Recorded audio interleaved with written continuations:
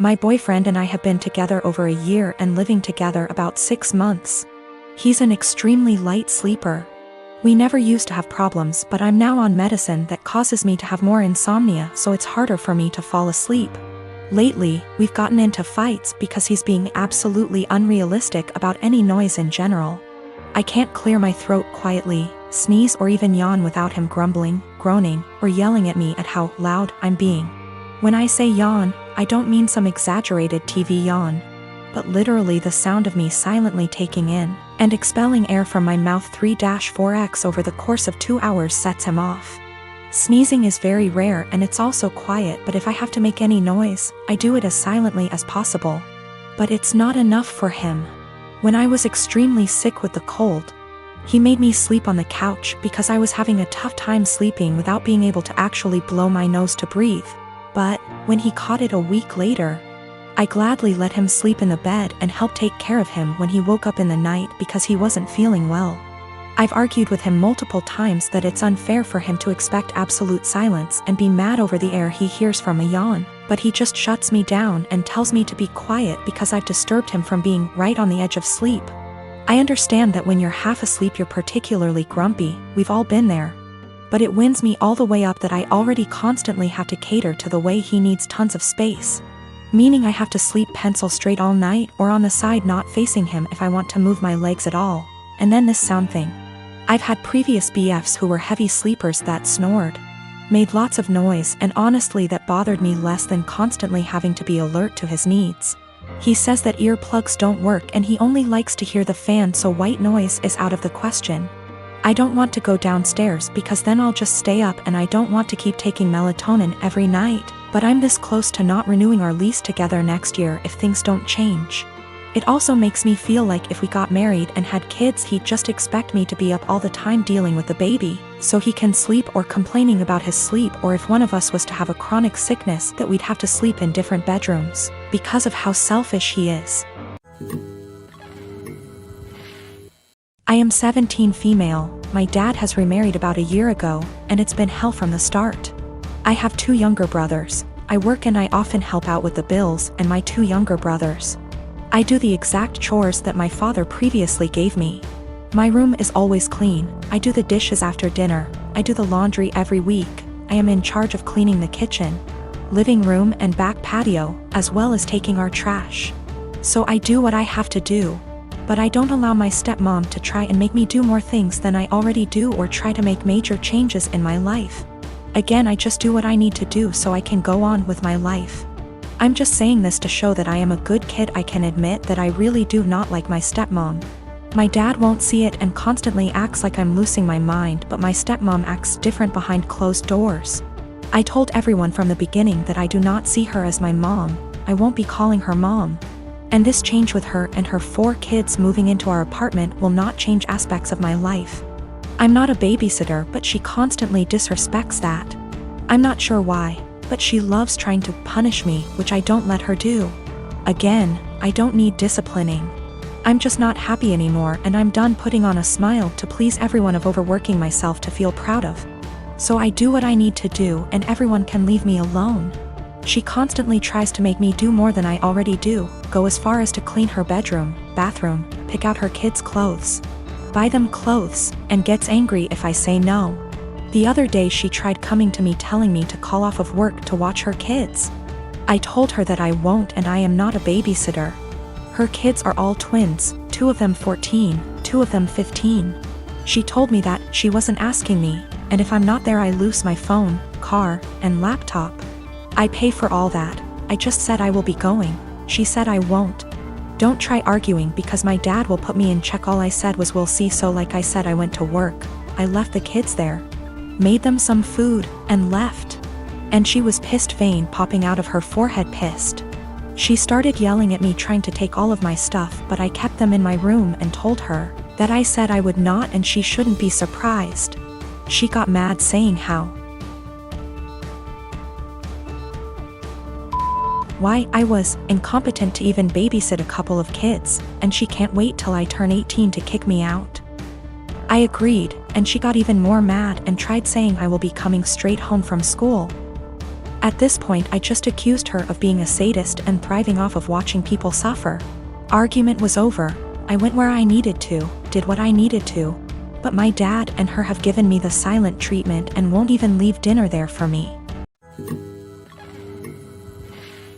Me and Diamara, she is 12 years old, have had a rough summer. She's been more defiant than usual. I've been dating her mom Mara for 2 years now. 9 months ago, they moved in with me, Maple. Both Dio and Mara have an on-again / off-again relationship with Dio's dad, Dionysus. He's pretty much never paid child support, comes and goes as he pleases into Dio's life.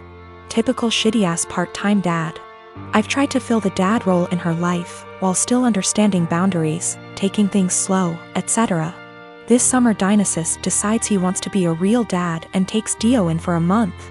Good for him, not my business, and Mara agrees. When Dio came back home because school started, she was a lot different.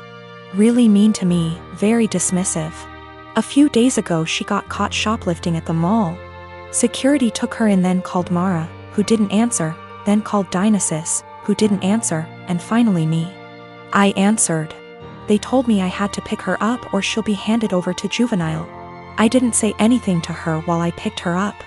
I apologized to security, apologized to the store. I even tipped the security guards plus the store employees because it's up, they had to deal with that.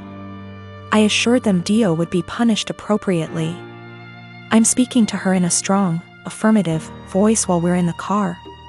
Not yelling, but in a fatherly tone, I suppose. I'm telling her how up it is to steal, and how I don't. With thieves, and how I absolutely don't voluntarily. With any kind of police, so I don't appreciate any of this, nor will I accept it in my house. She snaps back that I'm not her dad, so don't ever tell her what to do. From now on, if I want to tell her something, I need to clear it with her real father first. That killed my soul. For the past year or so, I've treated her as my own daughter. I've paid for their housing, I've paid for her mom's car, her schooling, her food, everything. Her bio dad dropped $100 check off one time in the past year.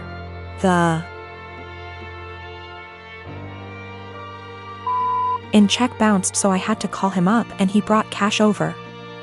I told Mara about all of this. She was appalled at what Dio said, but she never made Dio apologize because she's not wrong, you're not her dad. A couple of days later Dio asks me for some money to pay for her uniform / accessories she needs for a sport she's involved in. I say go ask your dad. She scoffs and says her dad doesn't have the money for it, so I have to pay for it. I tell her, I'm not her dad, so don't ever tell me what I have to pay for. She cried to Mara, who tells me I'm not being an adult about the situation. Mind you, I never received an apology or a thanks for our entire previous situation. Mara says Dio is a kid and I need to stop acting like a kid too.